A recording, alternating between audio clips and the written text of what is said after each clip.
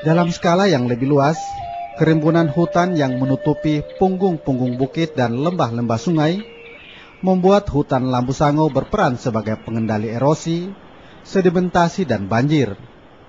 Sedangkan mata air yang mengalir dalam kawasan hutan ini tidak hanya dimanfaatkan oleh masyarakat yang berada di sekitar kawasan hutan, tetapi juga oleh masyarakat yang bermukim hingga di Kota Bau-Bau.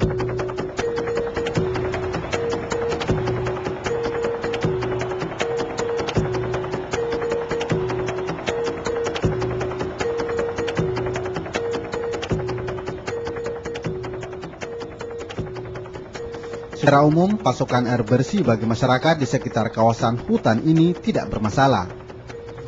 Namun seiring dengan aktivitas perambahan hutan, debit air di beberapa anak sungai dalam kawasan hutan ini mulai berkurang. Dan ini mulai dirasakan warga sekitar kawasan hutan Lambu Sango. Ini airnya sudah sangat kurang. Iya. Kalau dulu itu memang sangat banyak, tapi kalau di sebelah sana masih bagus.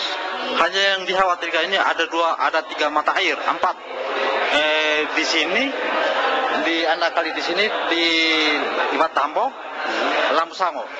Di Lambu Sango, desa Babon Cusu di situ, yang kurang airnya. Nah, itu sudah jelas itu dari keadaan hutan toh yang kurang terjaga.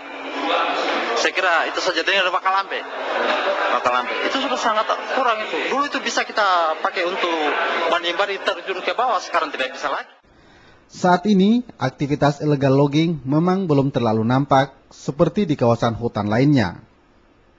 Namun, ancaman kerusakan hutan sudah mulai terlihat seiring dengan perjalanan waktu. Merupakan ancaman-ancaman yang cukup besar ya. Jadi yang utama adalah dari pengambilan kayu, tapi dilakukan secara selektif logging.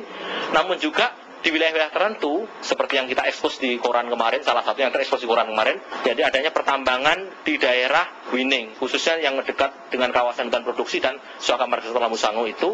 Di situ ada pertambangan yang diizinkan oleh Bupati. Akses roadnya itu tadi, jalan masuknya itu memasuki kawasan-kawasan hutan produksi juga, yang notabene menjadi akses dari illegal logging. Oleh karena itu illegal logging cukup besar sekali di daerah Wining misalnya ya. Ancaman ini mulai juga dirasakan warga Kota Bau-Bau, karena sumber mata air melalui jaringan PDAM di kota itu berasal dari hutan Lambu Sango. Tak heran pasokan air dari PDAM mulai berkurang.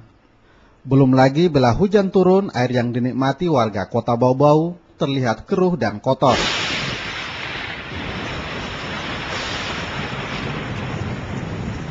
Tapi kalau kita lihat itu di tetangga, pada umumnya itu di Kecamatan Muhuru maupun Beto Ambar itu, untuk air pam itu sangat-sangat tidak memuaskan. Malah mereka mengatakan bahwa dalam 1 bulan itu cuma berapa kali dia jalan itu air. Kalau kami itu memang selama ini kami pakai sumber bor. Kalau hujan begini keruh. Oh, hujan. Tapi dia lancar airnya setiap hari. Lancar. Oh, iya. Lancar.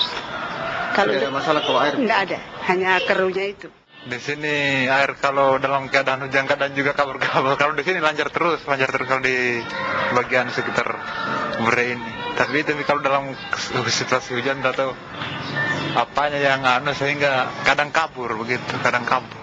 Meski demikian, pemerintah dan masyarakat Kota Bau-Bau tidak memberikan reaksi apa-apa dalam menanggulangi masalah ini. Asisten 2 Pemerintah Kabupaten Buton, Nasir Andi Baso, mempertanyakan sikap dan peran pemerintah Kota Bau-Bau. Pertama, kita berharap bahwa teman-teman di luar struktur pemerintahan, apakah LSM, terutama Presiden Wolsetras tadi, tetap kita ajak untuk berpikir bersama, bekerja bersama, untuk melahirkan sebuah gagasan, sebuah model, bagaimana hutan Lambu Sango itu bisa teratasi. Karena sekali lagi, fungsi hidrologis hutan Lambu Sango luar biasa bagi Kota Bau-Bau. Kita bisa bayangkan kalau setiap saat itu mengalami degradasi, artinya ada ancaman bagi Kota Bau-Bau dan sekitarnya. Lantas, bagaimana dengan tanggapan pemerintah Kota Bau-Bau terhadap persoalan ini? Saling tuding dan menyalahkan pun terjadi. Anggota DPRD Kota Bau-Bau, Anta Salam Ajo, mengaku tidak mengetahui secara jelas tentang persoalan yang dihadapi saat ini, karena pemerintah Kabupaten Buton tidak pernah berkomunikasi dengan mereka. Seperti bagaimana kejadian di hutan Lambu Sango sana kami juga tidak tahu. Nanti ada informasi-informasi kita baca begini, ada buku dari Bapak, ada informasi publikasi ke berbagai macam tempat, baru kita tahu bahwa ternyata yang menjadi sumber kehidupan kita sampai saat ini adalah berasal dari sana, termasuk air dan segala macam. Jadi memang sampai pada saat ini Pak, yang menjadi persoalan di Kota Bau-Bau dengan pemerintah kabupaten itu mungkin kita tidak usah kita bicara masalah aset, tapi kalau memang bisa bicara masalah kebutuhan air, kita di Bau-Bau sebenarnya kebutuhan air ini hanya beberapa daerah yang bisa terpenuhi. Di bagian Betambari sana itu 2 bulan sekali baru jalan itu airnya. Kita juga yang di bagian sini kalau hujan seperti yang Bapak katakan tadi keruh airnya.